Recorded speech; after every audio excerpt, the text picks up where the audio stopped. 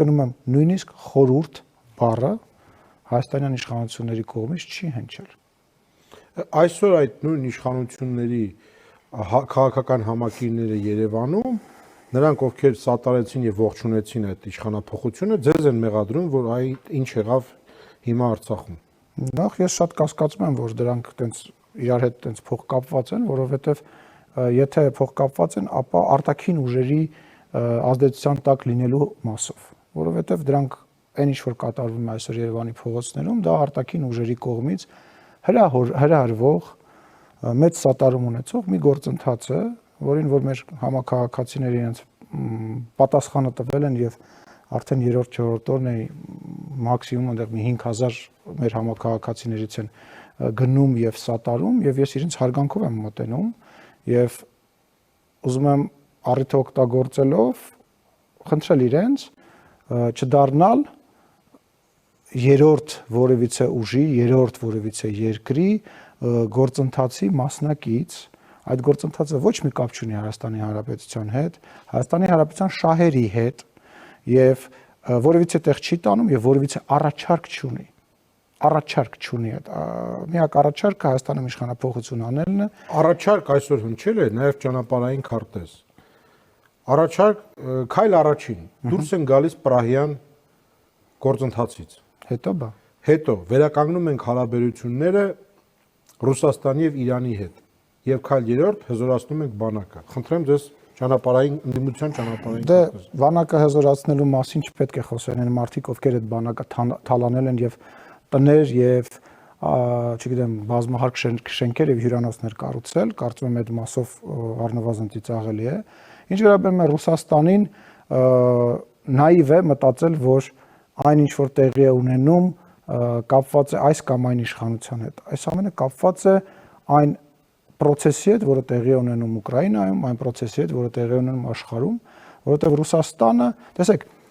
անկախ նրանից թե Հայաստանի Հանրապետությունում ով կլիներ իշխանության, ես, դուք, Ռոբերտ Քոչարյանը, Սերժ Սարգսյանը, կարևոր չի դա։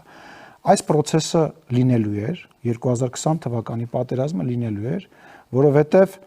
Ուկրաինայի պատերազմն էր գալիս, Սիրիայի պատերազմն էր սկսվել եւ Ուկրաինայի պատերազմն էր գալիս եւ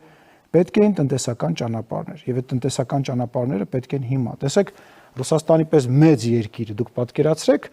որ չկա օդային ճանապարհ, չկա ծովային ճանապարհ, չկա երկաթուղային ճանապարհ։ Դուք հասկանում եք, այդ տնտեսությունը ինքը դուրս գալու եւ իրան աշխատացնելու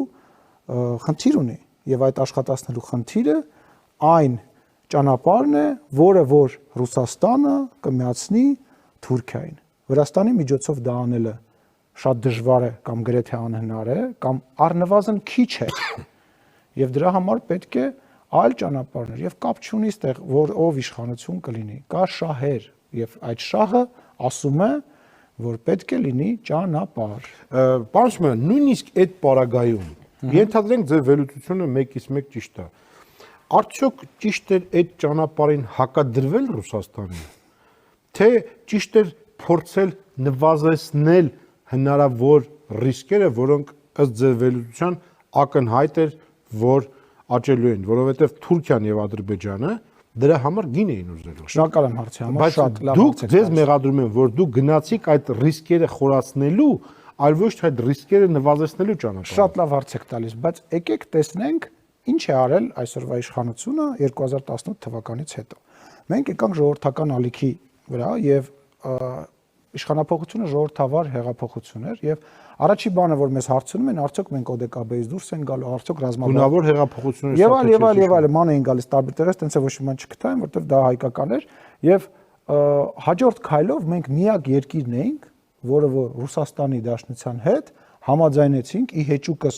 միջազգային բոլոր գործընկերների զորախումբ մտցնել Սիրիա մենք ահավոր շատ դրա համար քննադատվել ենք հետագայում բոլոր մեր քայլերը եւ բոլոր մեր գործողությունները մենք թե նախապես, թե հնդհածս, թե հետո, թե համաձայնեցրել ենք, քննարկել ենք Ռուսաստանի Դաշնության մեր գործընկերներ։ Պետրոս բոլոր գործողությունները, որ միջազգային կարող են նշանակություն ունենալ եւ կարող են մեր երկկողմ հարաբերությունների հետ կապված, նույնիսկ ինչ որ բաներ, որոնք որ իրանք մեզնից լավ գիտեն, բայց այնուամենայնիվ ասվել է։ Եվ վերջի իսկ այս process-ը միայն 2018 թվականին է սկսվել, իսկ 2016 թվականի պատերազմը բա Ռուսաստանը լավ հարաբերություն չուներ Սերժ Սարգսյանյան Հայաստանի հետ, բա ապրիլյան պատերազմը չեղավ,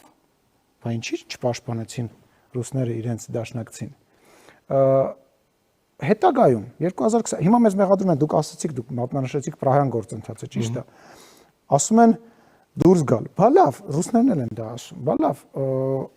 միջև Պրահյան համաձայնագիրը, որը որ իրականում նոր բան չի եւ 91 թվականից մենք ստորագրած ենք ուղղակի վերահաստատել ենք, բա 2020 թվականի Խծաբերդի պատմությունը։ Դուք գիտեք ինչ ա եղել Խծաբերդի պատմությունը։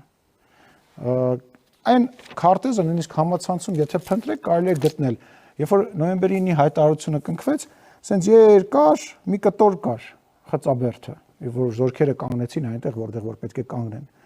Մի քանի օր հետո ռուս խաղապահները դուրս են հրավիրում մեր զինվորականներին, որոնք հետագայում գերի են ընկնում, եւ իրանցից մի մասը միջև հիմա գերի են, եւ մեր զանգինի Պրահա չկա, եւ մեր զանգինի պատասխան ասում են, չգիտեմ, ոնց որ ձերոնք են տենց ինչ-որ բան ասում։ Ասում ենք, ով է տենց բան ասել։ Անուն, ազգանուն, մենք տենց բան չենք ասել։ Հիմա ճշտենք, այդ միջև հիմա ճշտվում է։ Դրանից հետո տեղի է ունենում հեսա հերթով նույնիսկ նշել եմ, որ հանկարծ չմոռանամ։ Խծաբերդ, Հինթաղեր 2021 թվականի Սոտ Խոզնավարի իրադարձությունները։ Այդ վաղ Պրագա կար, բա ինչի՞ չէր ռուս խաղապահը եւ մեր հարաբերությունները դեր խաղում դրա մեջ։ Ինչ էինք անում այն ժամանակ։ Որևիցե